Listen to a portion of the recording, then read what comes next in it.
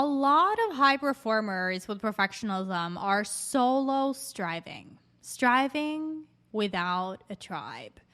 It's not impossible to go it alone, trust me, because I've done it myself, but unforeseen difficulties can and will begin to arise after so much solo striving. I get you if you've been solo striving. Actually, I grew up as an only child. I very early learned to be very fiercely independent, and I did pretty much everything on my own when I was younger, and especially when perfectionism truly took a hold of me. And so I understand everything regarding solo striving. But again, at some point, you come to recognize the kind of disconnection that comes from this way of being. Disempowering feelings creep in. Isolation, stress, fear of not being loved, unworthiness, exhaustion, burnout, right? And again, disconnection. You simply do not allow yourself to be vulnerable with others. You keep on wearing this armor, feeling like you're protecting yourself in some way, shape, or form. But deep down, you know that you're not. You know that it's a coping strategy, right? And you begin to feel misunderstood, anxious, and you don't feel good, right? You might even be told by your loved ones that you think that you are better than them, that you are selfish, egocentric. They might tell you that they are worried about you or that you're no fun anymore, that you've kind of lost your spark. When you spend so much time on your own island, resentment can literally start to build. Sure, this isolated way of getting to your goals and crossing, things off the list, you may have, bloomed in so many ways. But what's the point if you can't share the fulfillment, the money, the abundance, the life-changing donations, the excitement, the bliss with any other soul? Blooming, even with your biggest accomplishments and everything, can feel lonely and exhausting. You might even start to resent your definition of success. No wonder, even after some growth, some wins, feelings of confusion and rejection make their way back into your life. And in time, it's easy to question if it's all worth it. I did. A tribe is the only thing that can truly, at some point, move you from where you are to truly transcending.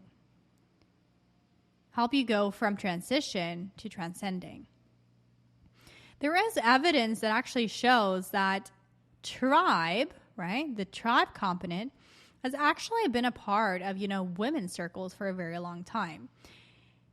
One study actually suggests that because of the magical combination of female reproductive hormones and oxytocin during a stressful situation, a woman is naturally hardwired for friendships. The release of oxytocin buffers the fight or flight response and pushes her to regulate her stress levels. And so in the distant past, this meant taking care of children or gathering with other women. And this leads to the conclusion that when women become stressed, their inclination is to nurture those around them and reach out to others. All right? Now, that's just a generalization with regards to women, okay?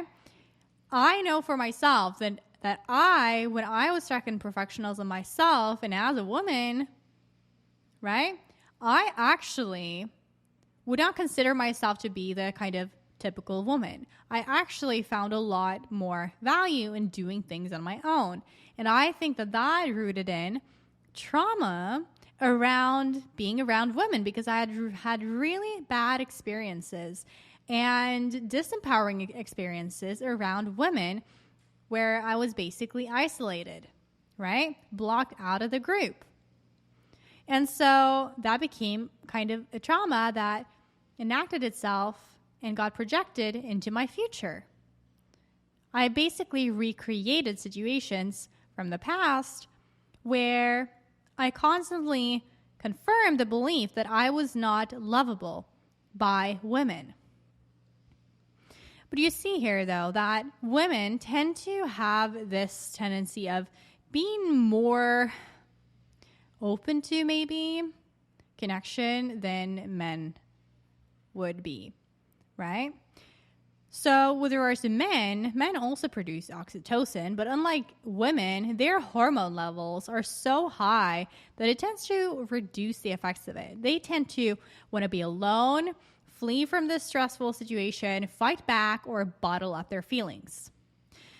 Did you know that, friends are actually helping you, though, live longer? That being part of a tribe can actually help you grow, can help you and support you in the kind of next level of expansion that you are growing through.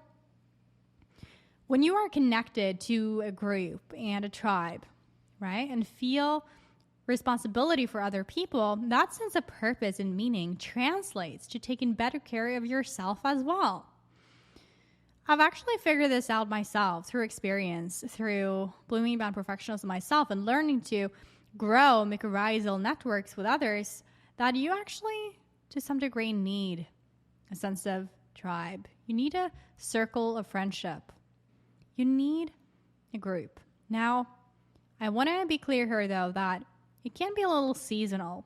Some seasons you might be really called to have some sort of a tribe, have some sort of a person that can mirror what you're going through and growing through, right? Other times, that might not be the case. So it's seasonal. But in general, we are hardwired, right, for connection. And connection meaning authentic connection, where you show up authentically and so does the other one. And there's a bond created out of it. See? In fact, being solely reliant on someone else, though, that is not good, okay? That's not good. If you're just solely reliant on one person, let's say it's a husband, a wife, partner, lover, confidant, whomever it is not only a big task or a big ask, but it puts massive stress on a relationship. So oftentimes what I see with a lot of high performers with perfectionism is that either they're solo striving, they're doing everything on their own, and they cut themselves off from universal support, right? From trusting that everything is divinely guided. They don't have any connections whatsoever. They're doing everything on their own, or they have one person in their life that is really close, and that's it, right? But that can create enormous amounts of stress on that relationship, which is not healthy, by the way. It's not. It's just not. It places a dangerously unrealistic expectation on both parties, and it's almost guaranteed that someone is going to be let down, pushed away, or both. We turn to different relationships, right, to serve different needs. That is what's optimal. That is just what a sunflower does when it grows. It turns to different kinds of sunflowers, right? Different plants as well. And they exchange nutrients to support each other and to grow. Some serve more than others, but the point is no one person is able to completely support another, no matter how much love there is. When you have a tribe you can turn to, and you can have different tribes for different reasons, right? You're then able to lessen the expectation and therefore the stress that you put on your other relationships. I wanted to mention this quote by Brené Brown because it talks about belonging. Because obviously when we're talking about tribe, belonging comes to your mind, right? When you're part of a tribe, when you feel supported by others, and when you support them, and it's authentic, right?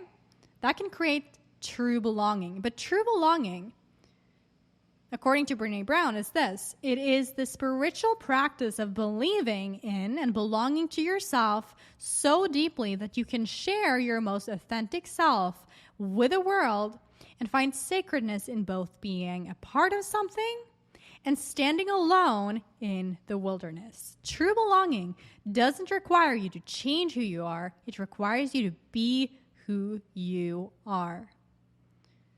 So when I work with high performers, right, to create a life and business of freedom from perfectionism with the power of the subconscious mind, first what we do is we really rip out the perfectionism. That's the first step, right?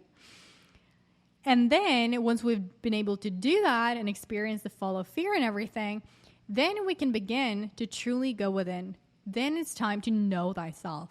Once you know thyself, it's time to start to create mycorrhizal networks with others, yeah? And begin to attract like-minded and open-minded people to you that can truly support you in your growth beyond perfectionism. See?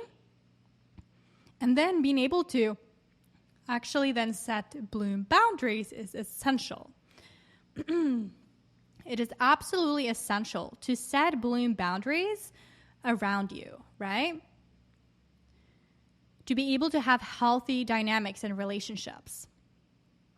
So once you have then done that, that is when you're able to both stand in the wilderness and allow yourself to be supported by others as well.